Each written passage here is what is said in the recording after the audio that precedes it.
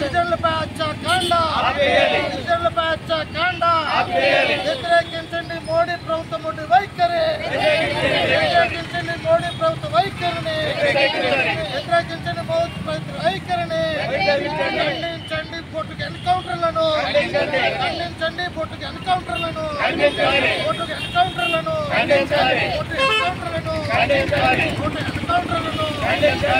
గిరిజనులపై వేధింపులు, గిరిజనులపై వేధింపులు. నేడు దేశంలో సహజ వనరుల దోపిడీకి కేంద్ర ప్రభుత్వం నడుం కట్టింది. దానికి అమిత్ షా మోడీ సర్కార్ కూడా ఈ కార్పొరేట్ భారత్గా చేయడానికి ప్రయత్నాలు సాగుతున్నాయి.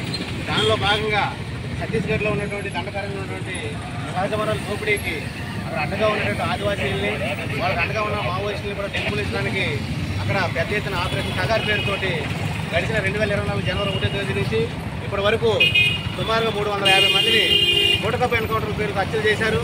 వెంటనే అక్కడ ఆదివాసీల మీద భౌతిక దాడులు ఆపాలి, అదేవిధంగా సహజ వనరుల దోపిడీ ఆపాలి, బూటకపు ఎన్కౌంటర్ల మీద సుప్రీం జడ్జితో న్యాయ విచారణ జరిపించాలని చెప్పేసి వాళ్ళ ప్రజా సంఘాలుగా మేము డిమాండ్ చేస్తూ ఉన్నాం.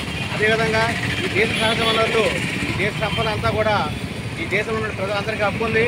ఆ సంపద కాపాడుకోవడానికి ప్రజలు, ప్రజాస్వామికవాదులు, మేధావులు అందరూ కూడా ఇలాంటి నరమేధాన్ని, ఇలాంటి దాడుల్ని ఖండించాలని చెప్పేసి మేము ఈ సందర్భంగా కోరుతా ఉన్నాం.